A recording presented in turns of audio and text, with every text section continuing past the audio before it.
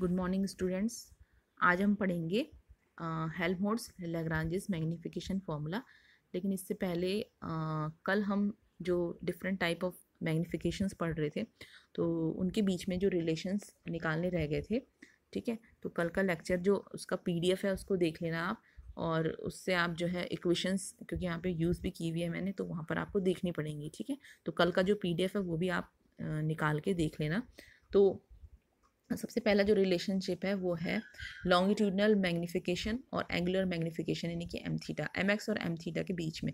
सो M x और M theta का अगर हम मल्टीप्लाई करते हैं तो एम एक्स की वैल्यूज़ रख लो -x2/x1 और एम थीटा की वैल्यू x1/f2। तो x1 will be cancelled out, तो x1 से x1 कैंसिल हो गया तो आपको मिल गया -x2/f2।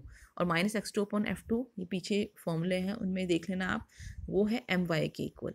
ठीक है, सो लॉन्गिट्यूडनल मैग्नीफिकेशन और एंगुलर मैग्नीफिकेशन का मल्टीप्लाई जो होता है वो आता है आपका लिटरल मैग्नीफिकेशन। ठीक है, तो लॉन्गिट्यूडनल मैग्नीफिकेशन, एंगुलर मैग्नीफिकेशन का जो मल्टीप्लाई करेंगे हम तो हमें मिलता है लिटरल मैग्नीफिकेशन, यानी कि M X into M theta is equal to M Y.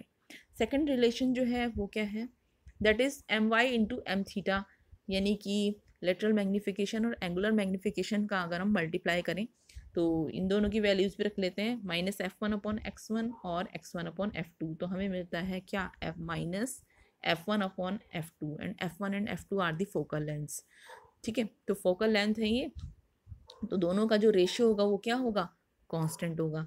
ठीक है, सो हम लिख सकते हैं M Y into M theta is constant, यानी कि लिटरल मैग्नीफिकेशन और एंगुलर मैग्नीफिकेशन का जो मल्टीप्लिकेशन होता है वो क्या होता है, कांस्टेंट होता है। Third relation is M X is equal to M X, हमें पता है क्या होता है -x2/x1। ठीक, तो ये इक्वेशन फर्स्ट एंड सेकंड जो कल के लेक्चर में आप देख लेना उसमें पीडीएफ में। तो फर्स्ट इक्वेशन से हमने x2 की वैल्यू, x2 और एम वाई और f2 के बीच में एक रिलेशन था, तो x2 की वैल्यू वहाँ से लिख ली है my/f2, sorry my into f2, और x1 की जो वैल्यू है हमने वहाँ से लिख ली है -f1/my। तो इन दोनों को सॉल्व किया हमने, इनको सॉल्व किया तो ये मिला हमें my² into f2/f1। So M X is equal to this f2/f1 again is constant, so constant into my²। So M X हम लिख सकते हैं कि M X is proportional to my², M X is proportional to my²। ठीक है, और next जो आपका है हेल्महोल्ट्ज़ लैग्रांजेस मैग्नीफिकेशन फार्मूला है। सो हेल्महोल्ट्ज़ लैग्रांजेस मैग्नीफिकेशन फार्मूला आपके सिलेबस में है केवल क्या, Lagrange's magnification formula, but Helmholtz magnification formula भी आप उसमें देख लेंगे। तो वो क्या है, जस्ट एक मॉडिफाई फॉर्म है लैग्रांजेस मैग्नीफिकेशन फार्मूला की। तो ठीक है, इसको पढ़ लेते हैं। तो S P S dash, suppose S P S dash जो है वो एक कॉन्वेक्स, ये S P S dash, this is a convex spherical refracting surface. ठीक है, जो कि दो मीडिया को सेपरेट कर रहा है, एक मीडिया ये है और एक मीडियम ये है 1, एंड एक मीडियम दूसरा ये है।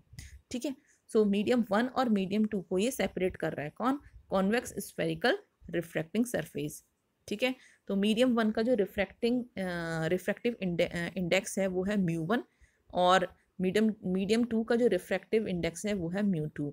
हमने पहले जो यूज़ किया होगा वो n1 और n2 भी कहीं यूज़ किया होगा रिफ्रैक्टिव इंडेक्स, तो उससे आप जो है कंफ्यूज मत करना, यहाँ μ1 और μ2 दिया है। ठीक है, सो μ2 जो है वो क्या है, डेंसर है। ठीक है, और ये रेयरर है, रेयरर मीडियम से जो लाइट रे है वो आ रही है डेंसर मीडियम में। ठीक है, तो स्नेल्स लॉ आपने पढ़ा होगा, रेयरर मीडियम से जब डेंसर मीडियम में जो लाइट रे जो है पास होती है तो क्या होता है।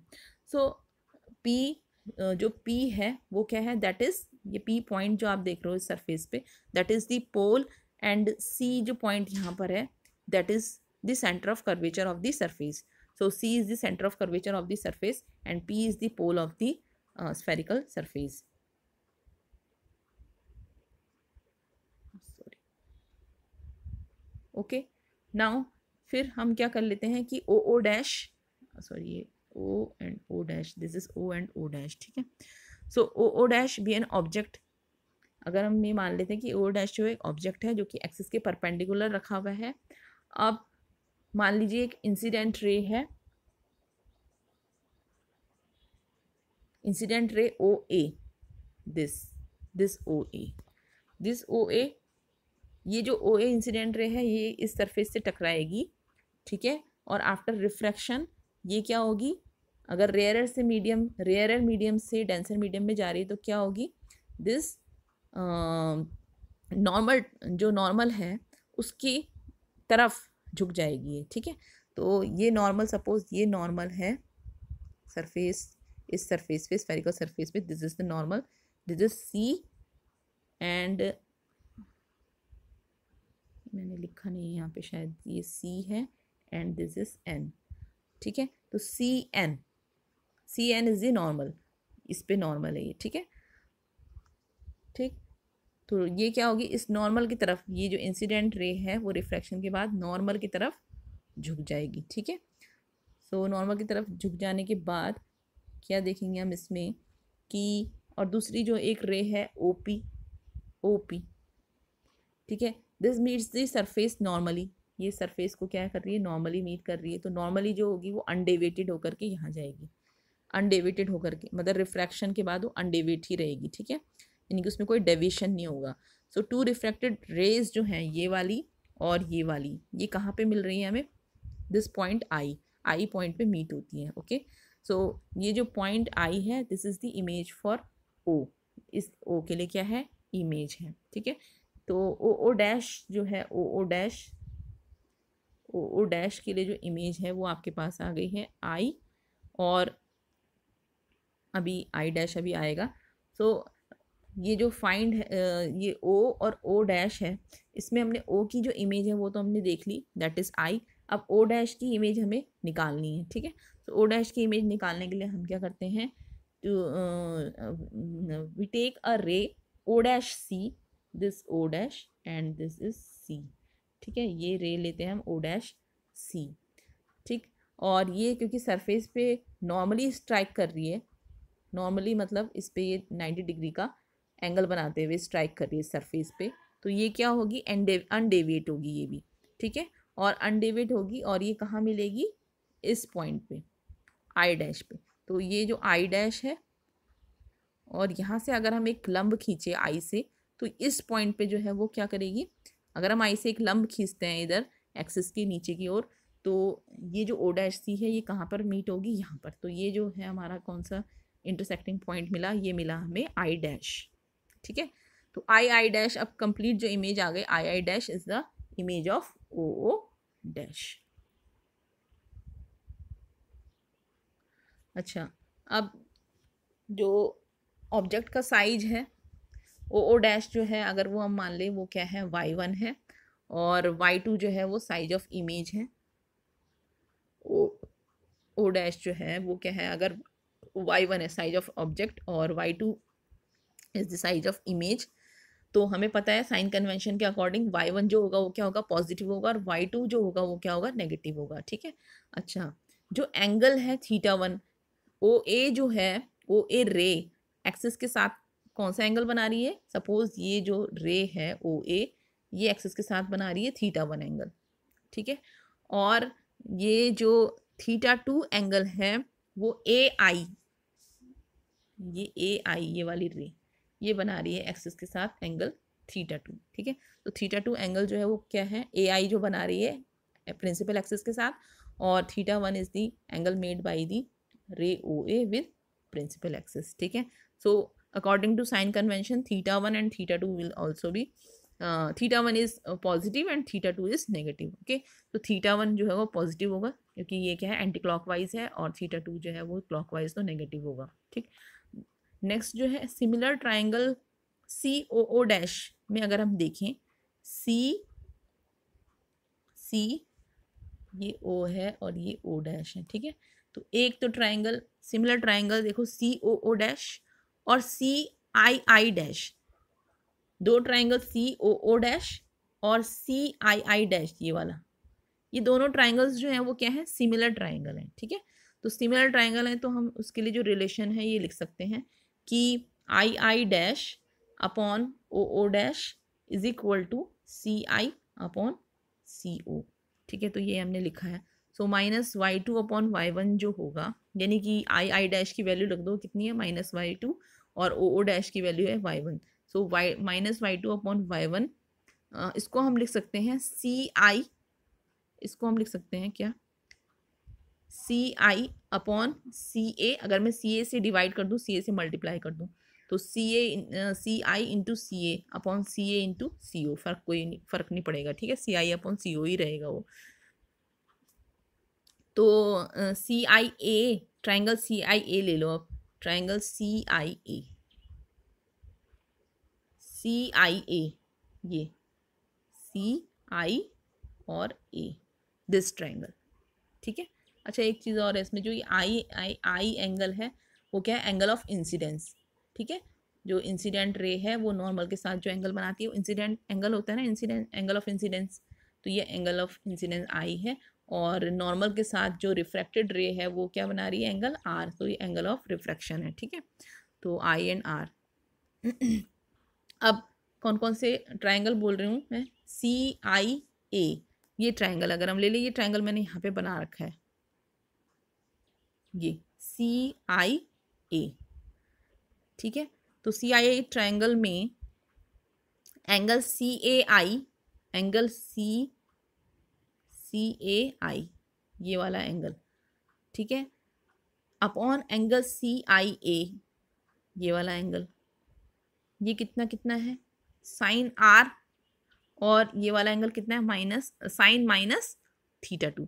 तो यानी कि एंगल क्या है आर, और ये क्या है एंगल, क्योंकि ये क्या है क्लॉकवाइज है तो उसको माइनस थीटा टू ले रहे हैं हम, ठीक है, ये हमने पहले मेंशन कर लिया है। तो सी ए आई जो है एंगल वो आर है, और ये कौन सा है सी आई ए जो एंगल है वो क्या है माइनस थीटा टू। तो दोनों का हम साइन ले लेंगे, तो sine R upon sine minus theta two, ठीक है। तो इसको हम लिख सकते हैं कि सी I upon C A, C I upon C ए लिख सकते हैं एंगल सी ए आई, एंगल सी ए आई अपॉन एंगल सी आई ए, ठीक है। ये ट्राइंगल की प्रॉपर्टी है कि अगर ये जो है सी आई और सी ए का जो अनुपात होगा, सी आई और सी ए का अनुपात जो होगा वो एंगल सी ए आई अपॉन एंगल सी आई ए होगा, ठीक है। ऐसे ही ट्राइंगल सी ओ ए ले लें, सी ओ ए, ये भी मैंने यहीं से ले रखा है, कौन सा है ये ट्राइंगल सी ओ ए, सी ये ओ है इधर, सी ओ ए, ये सी ओ ए, ठीक है। तो इसमें ये आई है, और ये कितना है आपका थीटा वन है, ठीक है। तो ये मैंने बना रखा नीचे, तो दिस, तो इसमें होगा आपका C A upon C O, C A upon C O, that will be C O A upon C A, angle C O A और C O A upon C ए ओ, ठीक है। अब सी ओ ए जो है वो कितना है थीटा वन है, तो उसका साइन ले लिया थीटा, साइन थीटा वन, और सी ए ओ जो है वो कितना है, वो है ये क्या है 180 डिग्री पे है ये लाइन, तो ये वाला एंगल अगर आई है तो ये कितना है 180 माइनस आई, ठीक है। तो ये हो जाएगा sine theta one upon sine 180 minus theta होता है साइन थीटा, तो साइन आई, ठीक। तो sine theta one upon sine I, ठीक है। अब ये इक्वेशंस जो हैं, ये जो वैल्यूज़ आई हमारी, ये सी आई अपॉन सी ए और सी ए अपॉन सी ओ, ये वैल्यूज़ यहाँ पुट कर लेते हैं हम, ठीक है। तो ये वैल्यूज़ हो गई minus Y two upon Y one is equal to C I upon C A into C A upon C O. तो सी आई अपॉन सी ए की वैल्यू रख दी हमने sine R upon sine minus theta two, और यहाँ sine theta one upon sine I. तो sine यहाँ कितना है minus Y two upon Y one left side में, तो यहाँ हो जाएगा, देखो यहाँ राइट हैंड साइड में फर्स्ट जो टर्म है साइन आर अपॉन ये कितना होगा sine minus theta, minus of sine theta होता है, ठीक है। तो sine R upon sine theta to हो जाएगा। तो ये माइनस साइन जो यहाँ आएगा बाहर, यहाँ एक सॉरी यहाँ एक माइनस साइन आएगा, और यहाँ एक माइनस साइन पहले से था तो ये कैंसिल हो जाएगा, ठीक है। तो क्या रह जाएगा Y two upon Y one equal to sine R upon sine theta two into sine theta one upon sine I. ठीक है, अब स्नेल्स लॉ आपको पता है कि sine I upon sine R जो होता है कांस्टेंट होता है, वो किसके इक्वल होता है, n2 अपॉन n1 या म्यू टू अपॉन, यहाँ पर हमने mu two upon mu one लिया हुआ है, म्यू टू और म्यू वन लिया हुआ है रिफ्रैक्टिव इंडेक्स। ठीक है, म्यू टू सेकेंड मीडियम का रिफ्रैक्टिव इंडेक्स है और म्यू वन फर्स्ट मीडियम का रिफ्रैक्टिव इंडेक्स है। तो sine I upon sine R is equal to mu two upon mu one. तो Y two upon Y one जो हो जाएगा वो कितना हो जाएगा, Y two upon Y one mu one sine theta one upon mu two sine theta two. यहाँ values रख दी हमने, साइन आई अपॉन ये साइन आई और अपॉन साइन आर, तो वो है mu two upon mu one. तो यहाँ रखेंगे, यहाँ सब्सटीट्यूट करेंगे तो कितना हो जाएगा, mu one upon mu two, mu one upon mu two. अब रहा कितना, साइन थीटा वन और साइन थीटा टू, तो वो आ गया यहाँ। तो mu one sine theta one upon sine theta two. ठीक, तो Y two upon Y one आ गया आपके पास mu one sine theta one. तो इसके क्रॉस मल्टीप्लाई कर लेते हैं हम, तो क्रॉस मल्टीप्लाई कर लेंगे तो आ जाएगा mu one Y one sine theta one is equal to mu two Y two sine theta two. ठीक है, अच्छा फॉर पैराक्सियल रेज, यानी कि ऐसी रे जो कि बहुत बहुत छोटे एंगल बनाती है प्रिंसिपल एक्सिस के साथ, यानी कि बहुत दूर से जो रेज आ रही हैं वो क्या करेंगी, एक्सिस के साथ बहुत या हम कह सकते हैं इस तरीके का कोई ऑब्जेक्ट है, ठीक है, जो एक्सिस के साथ बहुत ही स्मॉल एंगल बना रही हैं। सो अगर थीटा वन और थीटा टू जो है बहुत स्मॉल है, तो we can put sine theta one is nearly equal to theta one. ठीक है, और उसको हम लिख सकते हैं टेन थीटा वन, और sine theta two is nearly equal to, अगर थीटा टू उसको हम टेन ले लिया, टेन थीटा टू। ठीक है, तो यहाँ साइन थीटा वन की जगह हम पुट कर सकते हैं टेन थीटा वन, और साइन थीटा टू की जगह हम पुट कर सकते हैं tan theta two. So it will become mu one Y one tan theta is equal to mu two Y two tan theta two. Mu one Y one tan theta one is equal to mu two Y two tan theta two. ठीक है, या फिर mu one Y one theta one is equal to mu two Y two theta two, बात एक ही है। So this formula is called Lagrange's formula. ठीक है, जो कि लीनियर मैग्निफिकेशन कितना होता है, Y two upon Y one, ठीक है, को एंगुलर मैग्निफिकेशन से क्या करता है, रिलेट करता है। तो वाई वन और वाई टू, इन दोनों का जो रेशियो होता है, यानी कि Y two upon Y one linear magnification, और अगर मैं इसको इधर, यानी कि इसको अगर मैं वाई टू को वाई वन को इधर ले आऊँ अपॉन में, तो Y two upon Y one that is linear magnification. और tan theta two upon tan theta one, ये क्या है, एंगुलर मैग्निफिकेशन। तो इनके बीच में एक रिलेशन मिलता है हमें। ठीक है, सो ये फॉर्मूला जो है लैग्रांजे फॉर्मूला, वो क्या करता है, लीनियर मैग्निफिकेशन और एंगुलर मैग्निफिकेशन को रिलेट करता है। नाउ हम अगर एक कंसीडर कर रहे हैं हम कोएक्सियल सिस्टम, जिसके लिए कि n-1 सरफेस हो, जो कि n media of refracting indices को जो है सेपरेट कर रहे हो, जिसके कि रिफ्रैक्टिव इंडिसेस जो है वो क्या है, mu one mu two up to mu one mu two mu three mu four up to mu n। ठीक है, तो n-1 सरफेसेस को क्या करेंगे, ये सेपरेट करेंगे। ठीक है, सो इसके लिए जो फॉर्मूला है, यहाँ से हम लिख सकते हैं mu one Y one theta one tan theta one is equal to mu two Y two tan theta two is equal to mu three Y three tan theta three is equal to up to so on जो होगा is equal to mu N Y N tan theta N. So this modified formula is called the Helmholtz Lagrange equation. ठीक है, तो ये जो modified formula है, तो अगर आपके पास एग्जाम में आता है लैग्रांजे फॉर्मूला, तो आपको ये प्रूफ करना है। ठीक है, और अगर हेल्महोल्ट्ज-लैग्रांजे फॉर्मूला आता है तो आपके पास आपको ये प्रूफ करना है। ठीक है, so this is the Helmholtz-Lagrange equation of magnification for refraction at a system of coaxial surface.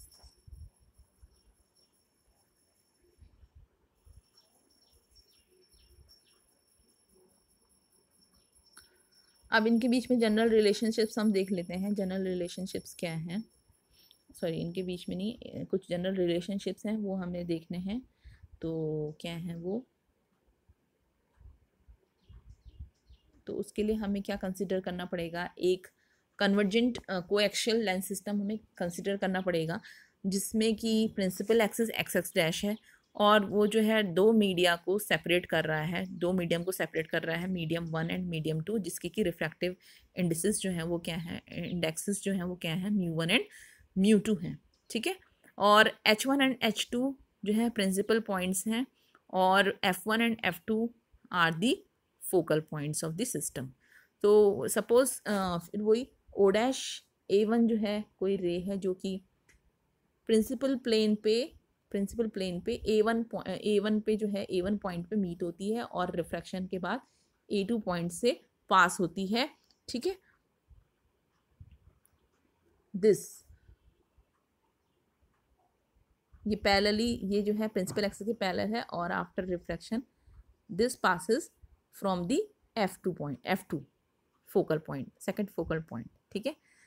ऐसे ही एक रे जो है वो क्या है, जो ओ डैश बी वन रे जो है वो क्या है, वो F1 पॉइंट से होते हुए जाती है, यानी फोकल पॉइंट F1 से होते हुए, फर्स्ट फोकल पॉइंट F1 से होते हुए जाती है और रिफ्रैक्शन होने के बाद वो जो है प्रिंसिपल एक्सिस के पैरेलल हो जाती है, ठीक है।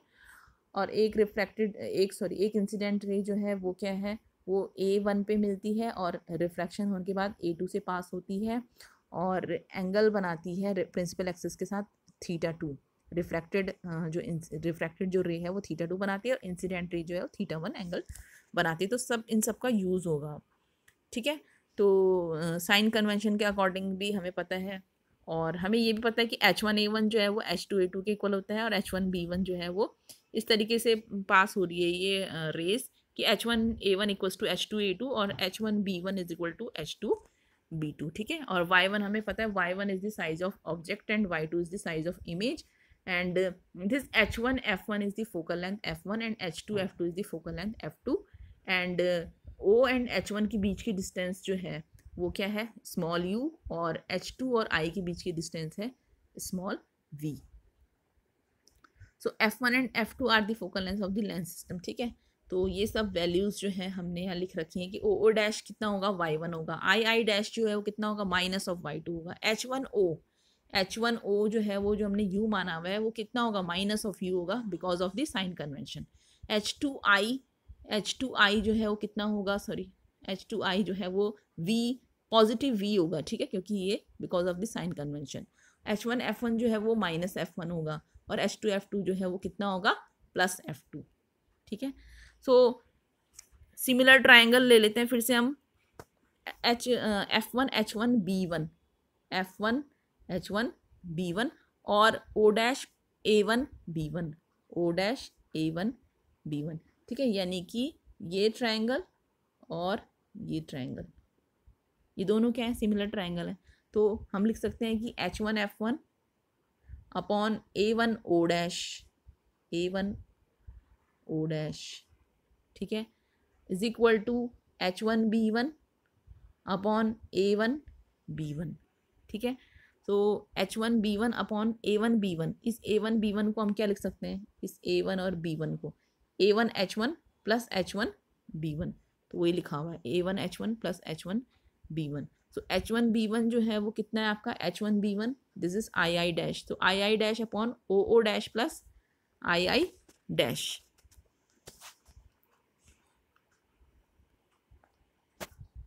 ठीक। सो इनकी वैल्यूज रख लेते हैं हम। दिस H1F1 अपॉन A1O', तो H1F1 की वैल्यू अभी हमने देखी ऊपर लिखी हुई है माइनस F1 और A1O' की वैल्यू है माइनस U, ठीक है। तो पहले इनकी वैल्यू ना लिख लेनी है, तब जा करके हमें साइन, मतलब कोई साइन में कोई गड़बड़ी नहीं होगी, ठीक है। तो नहीं तो आप ऐसे ही लिखोगे अगर डायरेक्ट तो गड़बड़ हो सकता है साइन में, तो फिर इक्वेशन डिफरेंट आएगी। तो minus F1 upon minus U और यहाँ आई डैश की value minus Y2 upon O dash की वैल्यू है Y1 और आई डैश की माइनस Y2, तो यहाँ पुट कर लिया हमने, तो इक्वेशन 2 मिल गई हमें। फिर अगेन दूसरे सिमिलर ट्राइंगल हम देखते हैं A2H2F2 और A2B2I डैश, A2H2F2 और A2B2I डैश, ये ट्राइंगल मैंने नीचे भी ड्रॉ किया हुआ है,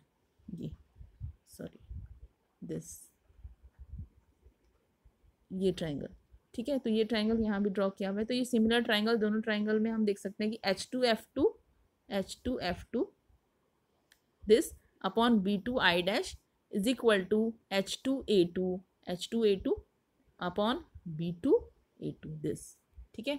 सो ये H2A2 upon H2A2 plus H2B2 B2A2 को हम लिख सकते हैं, B2A2 को लिख सकते हैं H2B2 प्लस H2A2, ठीक है, तो वही लिखा हुआ है, तो H2A2 प्लस H2B2, तो ये हो जाएगा H2A2 कितना है, H2A2 यहाँ जो ऊपर वाला फिगर है उससे देखना आप, जो मेन फिगर है, तो H2A2 जो है वो कितना है, O डैश है, और H2B2 क्या है, II डैश है, ठीक है। सो लेफ्ट हैंड साइड में जो H2F2 की वैल्यू है F2 और B2I डैश की वैल्यू है V, ठीक, B2I डैश ये वाली वैल्यू हम देख लेना ऊपर से, वो V है, ठीक है। तो O डैश की वैल्यू यहाँ कितनी है, Y1 है, और O dash plus II dash Y1 minus Y2, तो इक्वेशन 3 हमें ये जो मिल गई, ठीक है। अब हम दोनों इक्वेशन को ऐड कर लेते हैं, इक्वेशन 2 एंड इक्वेशन 3 को, तो इक्वेशन 2 और इक्वेशन 3 को ऐड करने के बाद ये आ जाएगा माइनस, देख लेते हैं इक्वेशन 2, इक्वेशन 2 है आपकी ये, सॉरी ये तो है ये इक्वेशन, और इक्वेशन 3 है आपकी ये। सो इन दोनों को ऐड कर लेते हैं, तो हमको मिलेगा माइनस F1 अपॉन यू और plus F2 upon v is equal to, ये दोनों राइट हैंड साइड को भी जोड़ दो, तो ये हो जाएगा माइनस Y2 प्लस Y1, और डिनोमिनेटर सेम है इनके, तो Y1 माइनस Y2, ठीक। सो यहाँ हो जाएगा, ये कैंसिल हो जाएगा negative sign, so F1 upon u plus F2 upon v is equal to, this will be cancel out, y1 minus y2, y1 minus y2, so f1 upon u plus f2 upon v is equal to 1, so this is equation 4, ठीक है। अब हम क्या करते हैं कि इस equation को इक्वेशन 2 और इक्वेशन 2 को डिवाइड कर दें हम इक्वेशन 3 से, ये अलग अलग हम रिलेशंस निकाल रहे हैं, ये इंपॉर्टेंट रिलेशंस हैं, ठीक है। तो ये प्रूफ करने के लिए आ सकते हैं आपके पास कि proof that f1 upon u plus f2 upon v is equal to 1, ठीक है। तो इसलिए आपको ये सब करना पड़ेगा, इसमें ये पढ़ना पड़ेगा, ठीक है। सो इस स्टेप 2 जो है, इसमें सेकंड स्टेप में हम दूसरा ले रहे हैं कि डिवाइड कर दें, अगर हम इक्वेशन 2 को इक्वेशन 3 से डिवाइड कर दें तो हमारे पास जो है ये आ जाएगा minus Y2 upon Y1 minus Y2 और Y1 upon Y1 minus Y2, so F1 upon u upon F2 upon V is equal to, ये कैंसिल हो जाएगा, तो माइनस Y2 अपॉन Y1, ठीक है। सो जो Y2 अपॉन Y1 है वो हमें पता है लीनियर ट्रांसवर्स मैग्नीफिकेशन है, तो लीनियर ट्रांसवर्स मैग्नीफिकेशन जो Y2 अपॉन Y1 है उसकी जगह पे हम लिख सकते हैं क्या, यानी कि उसकी जगह पे हम m लिख सकते हैं, ठीक है। तो Y2 यहाँ से Y2 अपॉन Y1 कितना जाएगा, ये माइनस साइन इधर चला जाएगा, ठीक है, तो वही लिखा हुआ है m is equal to Y2 upon Y1 is equal to minus F1 upon u upon F2 upon V, so m is equal to कितना हो जाएगा, सॉरी m कितना हो जाएगा, ये अपॉन में u और v थे जो वो आ गया ऊपर, तो माइनस v अपॉन यू और F1 upon F2, so m is minus v upon u F1 upon F2,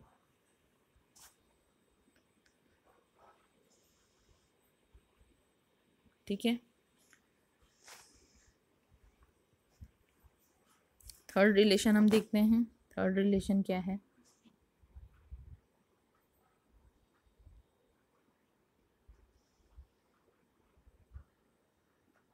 third relation जो है उसके लिए मैंने ये ट्रायंगल्स जो है वहाँ से बना रखे हैं, ये वाले ट्रायंगल्स हैं जो ये मेन फिगर से आप देख लेना, जिसमें कि इंसिडेंट रे जो है वो प्रिंसिपल एक्सिस के साथ θ1 एंगल बनाती है, तो एक ट्रायंगल बनता है OA1H1, और दूसरी जो रिफ्रैक्टेड रे है वो प्रिंसिपल एक्सिस के साथ जो है वो एंगल बनाती है θ2, तो ये ट्रायंगल है A2H2I, ठीक है। तो फ्रॉम दिस फिगर θ1 जो है हमें पता है पॉजिटिव है और θ2 क्या होगा, नेगेटिव है, एंटी क्लॉकवाइज और क्लॉकवाइज है, ठीक है। सो tan θ1 निकाल लेते हैं, तो tan θ1 यहाँ से निकाल लेंगे हम, तो tan θ1 कितना हो जाएगा, A1H1 अपॉन OH1, तो A1H1 जो है वो वैल्यू है Y1 और OH1 की वैल्यू है माइनस U, ठीक है। सो सेकंड वाले इसमें देखो, सेकंड ट्राइंगल में tan θ निकालना है तो tan ऑफ माइनस θ2 होगा, ठीक है, क्योंकि θ2 इज नेगेटिव, तो tan ऑफ माइनस θ2 A2H2 लंब बटे आधार, ठीक है, तो A2H2 अपॉन IH2, सो A2H2 की वैल्यू कितनी है Y1 और IH2 की वैल्यू कितनी है V, so tan θ2 is equal to कितना हो जाएगा, minus Y1 upon V tan θ2, क्योंकि tan of minus theta is equal to minus tan θ, तो tan θ2 is equal to minus of V1 upon U, तो tan theta 1 और tan theta 2 को divide कर दो यहाँ से, और ये यहाँ से दोनों वैल्यूज आई, इन दोनों को डिवाइड कर दो, तो tan theta 1 upon tan theta 2 हमें मिल जाएगा माइनस y1 अपॉन यू और divide by y1 upon minus y1 upon v। ठीक है, तो ये क्या आ जाएगा v upon U. So Lagrange's law of magnification का यूज करते हैं हम। Mu one y1 tan theta 1 equal to mu two y2 tan theta 2। तो tan theta 1 upon tan theta 2, यहाँ से tan थीटा इसको यहाँ ले आए हम डिनोमिनेटर में, म्यू2 y2 अपॉन म्यू1 y1 आ जाएगा। तो mu two y2 upon mu one y1 जो है वो कितना आया tan theta 1 upon tan theta 2, और tan theta 1 upon tan theta 2 की वैल्यू पे tan theta 1 upon tan theta 2 की वैल्यू जो है हमने निकाली v अपॉन यू, तो वो यहाँ सब्सटीट्यूट कर दी। ठीक है, तो mu two y2 upon mu one y1 is equal to v upon U. So linear transverse magnification जो होगा वो होगा m is equal to y2 upon y1 is equal to mu one upon mu two into, यहाँ से लीनियर ट्रांसवर्स मैग्निफिकेशन निकाल सकते हैं y2 upon y1, वो ये इसको इधर ले जा करके राइट हैंड साइड ले जा करके, तो mu one upon mu two into v upon U. So this is equation 6। So comparing equation 5 and 6, अगर हम इक्वेशन 5 हमने कहीं ये डिराइव किया था ये तो दोनों क्या है लीनियर ट्रांसवर्स मैग्निफिकेशन, इक्वेशन 5 भी और इक्वेशन 6 भी हमें दोनों क्या देती है m देता है। ठीक है, सो दोनों इक्वेशन को कंपेयर कर लेते हैं हम, तो वहाँ से इक्वेशन 5 से है minus v upon u f1 upon f2, और यहाँ से है v upon u mu one upon mu two, तो v अपॉन यू कैंसिल हो जाएगा, तो f1 अपॉन f2 जो है हमारे पास क्या आ जाएगा माइनस म्यू1 अपॉन म्यू2। ठीक है, so this is equation 7.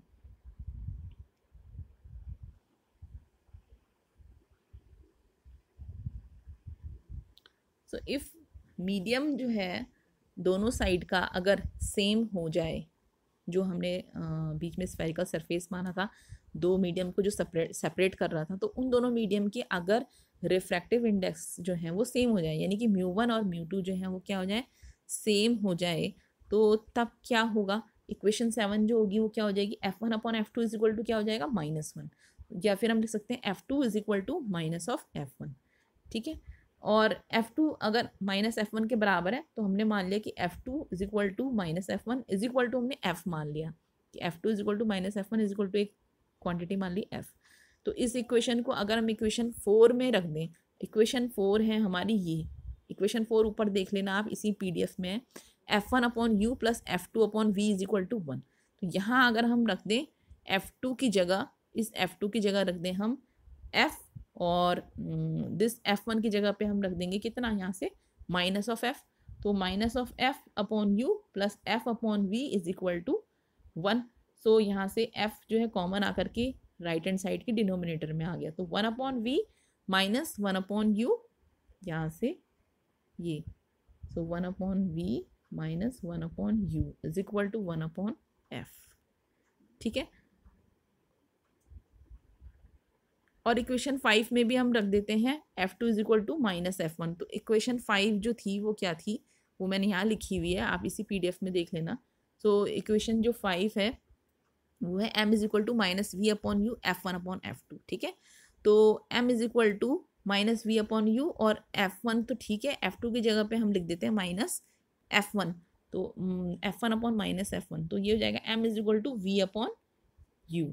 ठीक है, ये कैंसिल हो गया, माइनस से माइनस कैंसिल, तो m is equal to v upon u. ठीक, सो इक्वेशन 8 और इक्वेशन 9, ये जो हमें इक्वेशन, ये किसकी इक्वेशन बताते हैं हमें, ये जो फॉर्मूला है ये सिमिलर है थिन लेंस के लिए जो फॉर्मूले निकलते हैं उसी की तरह।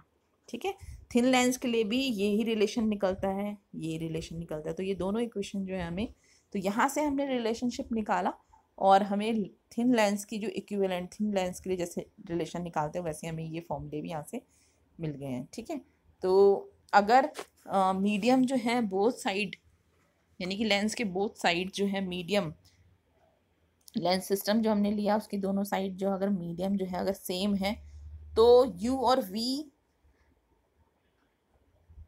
जो होंगे वो क्या होंगे, they are measured from the first and second principal planes. ठीक है, तो first and second principal plane आपने देख लिया था, ये वाला प्लेन और ये वाला प्लेन, तो ये फर्स्ट प्रिंसिपल प्लेन था और ये सेकंड प्रिंसिपल प्लेन। तो यू जो है वो यहाँ से डिस्टेंस है फर्स्ट प्रिंसिपल प्लेन से जो डिस्टेंस है, ठीक है, और जो वी है वो सेकंड प्रिंसिपल प्लेन से डिस्टेंस है, ठीक है। So this then the formula for conjugate distances is exactly similar to that for a thin lens, ठीक है। तो अगर हम वो डिस्टेंस जो है यू और वी ले लें तो ये सिमिलर जो है हमारा थिन लेंस के लिए फॉर्मूला आ जाता है, ठीक है। तो आज के लिए इतना ही, नेक्स्ट हम कल क्लास में पढ़ेंगे